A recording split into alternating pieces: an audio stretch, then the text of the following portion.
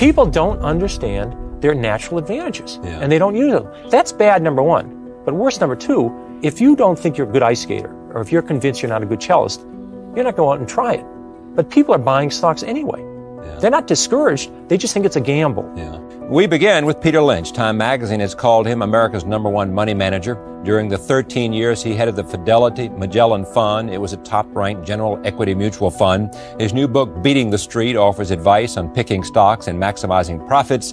And he's here to talk to us about a lot of things. Peter, welcome to the broadcast. You wrote a book called One Up on Wall Street. Right. And I think that's one of the best-selling books ever about Wall Street, if I'm not correct. And you can correct me. Right. And so why then did you write another book? Okay. I think the reason I wrote it was I try to explain to people their great advantages, their edges they have, and that they should get involved in stocks. Right. And they should do it on the right basis. This was on the first book. Right. Yeah. And obviously I didn't make a great impression because the percent of people's assets involved in stocks has gone down. In 1960, people had 40% of their financial assets, including their house, in stocks and mutual funds. In 80, that was down to 25%. It's now down to 17%. And why do you think that is? Well, I think people in the decade of the 80s was the best decade this century for stocks. I think people managed to lose money in the 80s doing it themselves because their methods were so flawed. So I really feel as though I wanted people to understand. I don't want anybody to buy a stock. I'm saying if you're going to buy a stock, you should do certain things. Right. If you're not willing to do these things, you should leave your money in the bank.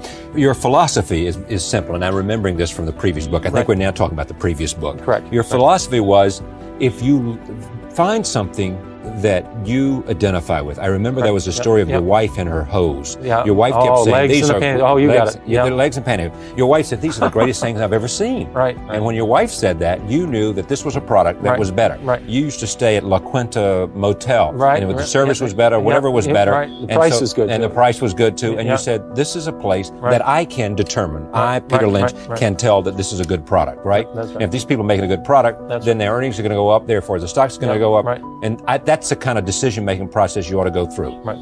Do I have it? You've got it exactly right. Well, I don't think people understand there's 100% correlation with what happens to a company's earnings over several years and what happens to the stock.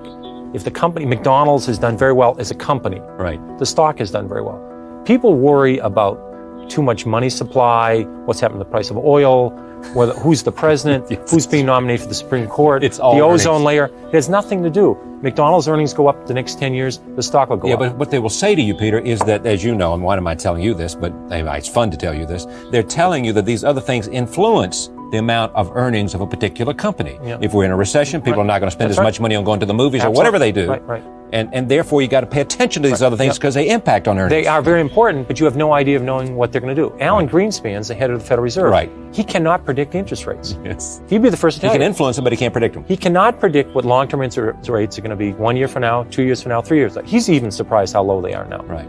So how am I supposed to predict interest rates? How am I supposed to predict the economy? You certainly remember the recession of 82. Yes. In 1982, we had a 20% prime rate, 14% unemployment, 12% inflation. I don't remember anybody telling me in 1980 or 81 that was going to happen. Yeah. All of a sudden, we had the worst recession since the Depression. I didn't read about it in the paper. So it's crazy to think about these things. Here's a quote from you. I own Dunkin' Donuts. When you own Dunkin' Donuts, you don't have to worry about Korean imports. You don't have to worry about M2 or M3. These are money supply figures, aren't they? Yep. And what's happening to the money supply? This is the way you make money. If you don't understand what the company does, you should not be in it. If you could predict the stock market, you could predict the economy, you could predict interest rates. If you go buy the wrong stocks, you're going to lose half your money anyway. Right. I'm saying people have natural advantages. Yeah. Let's say what you do for a living is you're involved in the restaurant industry. Right. You supply paper products. You supply kitchen equipment. You help build restaurants. Right. You saw McDonald's. You saw Chi-Chi's. You saw Chili's. You saw Cracker Barrel. You saw Dunkin' Donuts, Kentucky Fried Chicken, Taco Bell. These are all success stories. These were 40-fold. You made 40 or 50 times your money.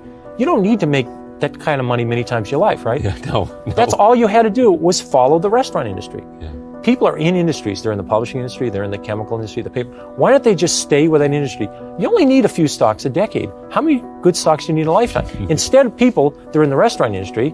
They're buying biotechnology stocks. Right. The people in the chemical industry nothing about know nothing biotech. about it. The people in the chemical industry are buying oil stocks. Right. It's absolutely absurd. People don't understand their natural advantages, and they don't use them. So that's bad, number one. But worse, number two, if you don't think you're a good ice skater, or if you're convinced you're not a good cellist, you're not going out and try it. But people are buying stocks anyway. Yeah. They're not discouraged. They just think it's a gamble. Yeah. So therefore, they go forward and they bet on one stock for a week and a half, and it goes up, and they make $2 on it. Then they sell it and they buy something else. When 3 years is over, all they've done is generate a lot of commissions. And they've probably lost money. That's a mistake. So your advice is what?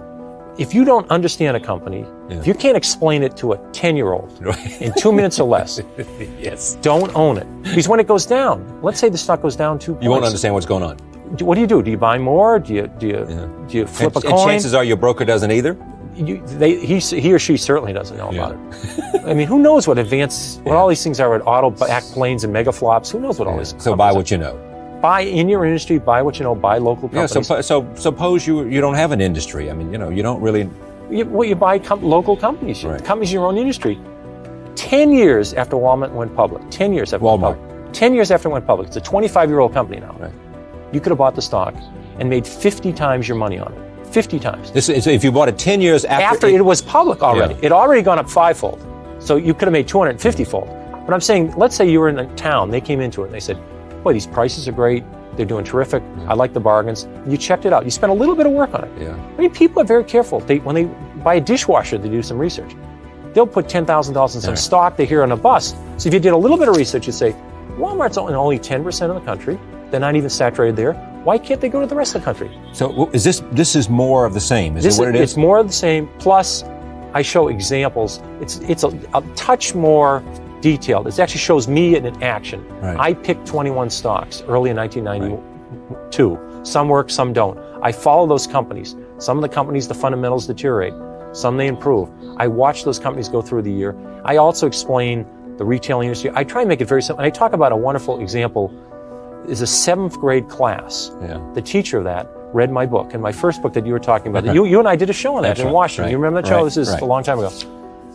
She read the book, and I said, if you made it through 5th grade math, you can do it in the stock market. She says, okay. She started teaching it in 7th grade, 7th grade class. These kids had to study companies. They had to look at their balance sheets to see if they're solvent. Yeah. And they picked stocks. These stocks were up 69% over 2 years when the market was up only 20. And they picked stocks like Limited. They picked the Gap. They picked Walt. They understood these companies. They also picked IBM. I lost money on that too. Yeah. I mean, everybody makes mistakes. Everybody did, yeah. But I'm saying this was a school, St. Agnes School in Arlington, Mass. Right. But in addition, in the decade of the 80s, there was 8,000 investment clubs. These are amateur, sort of average people just investing. These investment clubs, 62% of these clubs beat the market. In the decade of the 80s, only 25% of professionals beat the market. Right, let me go back to one other subject. You're coming back to Fidelity, aren't you? Aren't you going to do something? Well, when I finish this book, I've been working about 1 or 2 days a week the last year and a half on this book. Right. Now I'm done with the book.